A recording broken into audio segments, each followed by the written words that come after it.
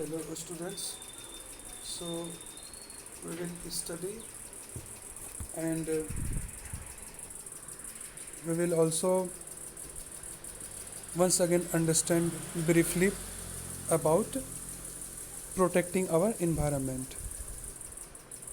As we had also discussed in the previous session about this topic, but today we will go for this topic in briefly.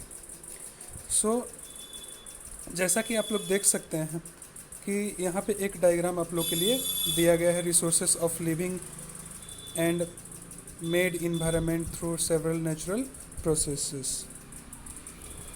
सो इसमें क्या क्या चीज़ आती हैं, interaction and interdependence. ठीक है ना. मतलब कि जैसा कि यहाँ पे आप लोग देख सकते हैं कि ये डायग्राम में हर एक जो है चीज़ एक दूसरे पे इंटरेक्ट कर रहा है और एक दूसरे पे आश्रित भी है.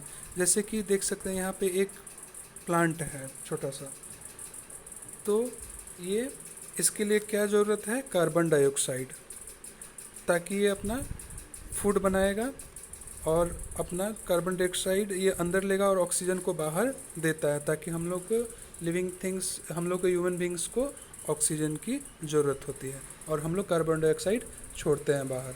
तो हम लोग एक दूसरे पे आश्रित हो गए. तो वही है इंटरेक्शन एंड इंटरडिपेंडेंस. फिर है रिसोर्स ऑफ लिविंग. तो हम लोग जो रह रहे हैं उसके लिए रिसोर्स कौन कौन सारी चीज़ों की ज़रूरत पड़ती है, एयर, वाटर और न्यूट्रिएंट्स. इन सारी चीज़ों की ज़रूरत पड़ती है. फिर है प्रोसेस. प्रोसेस में क्या है, प्रोसेस में हमारा हो गया फोटोसिंथेसिस.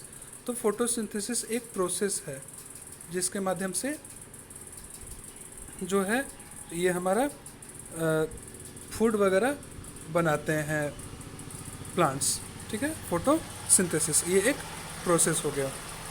और प्रोसेस में क्या है कि सॉइल फॉर्मेशन वगैरह जो होती हैं प्लांट्स के लिए, सॉइल फॉर्मेशन, ठीक है ना, सॉइल फॉर्मेशन, ठीक है ना, ये भी एक प्रोसेस हो गया. ठीक है. फिर है हमारा नेक्स्ट एनर्जी फ्लो. और जो है सोलर सिस्टम के लिए जो है हमारा सोलर सिस्टम जो है सन के द्वारा ही हम लोग को जो है एनर्जी प्राप्त होता है. ठीक है, यही एक हम लोग का सोर्स ऑफ एनर्जी है. फिर है डिफरेंशियल हीटिंग.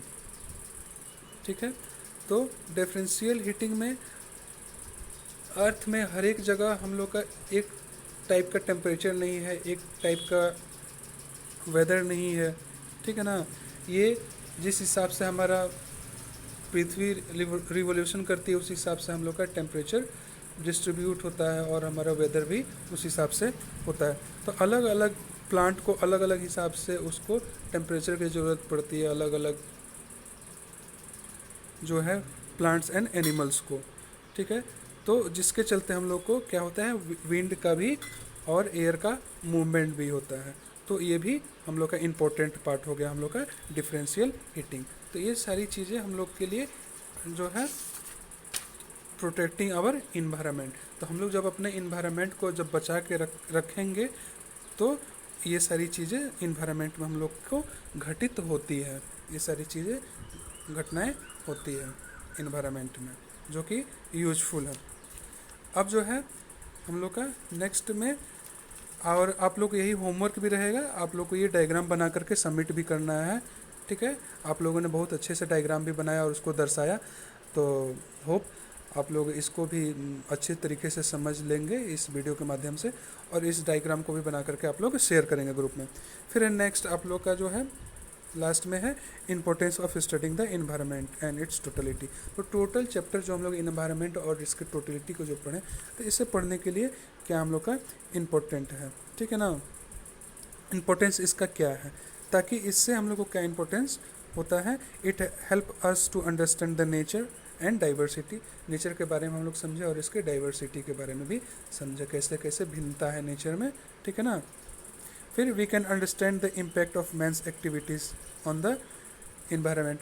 और हम लोग के ह्यूमन बींग्स का मैंस का क्या इम्पैक्ट है, क्या प्रभाव है इन्वायरमेंट पे. The origin and distribution of surface features. ठीक है ना, डिस्ट्रीब्यूशन सरफेस फीचर्स का भी डिस्ट्रीब्यूशन अलग अलग है, जैसे कि माउंटेन्स, प्लेट्यूज, प्लेन, रिवर्स, ठीक है ना।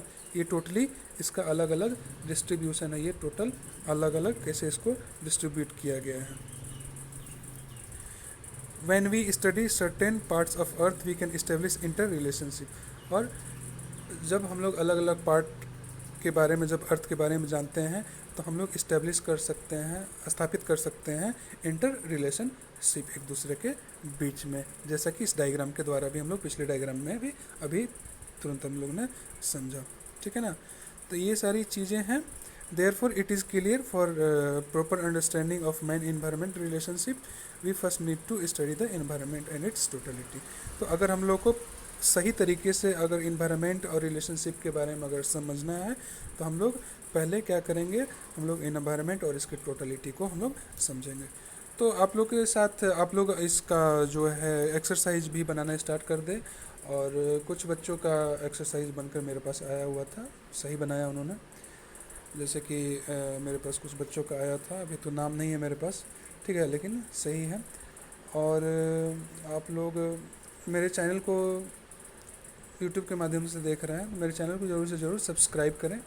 और ऐसे ही होमवर्क वगैरह आप लोग डालते रहें। आप लोग का सही, आप लोग का नाम भी वहाँ पे डाल देंगे ताकि वहाँ पे आप लोग को करेक्शन कर दिया जाएगा। और लाइक और सब्सक्राइब ज़रूर मेरे चैनल को करें ताकि आप लोग को मेरे तरफ से और स्कूल की तरफ से और भी लेक्चर वीडियोस मिलते रहेंगे। Have a nice day ahead.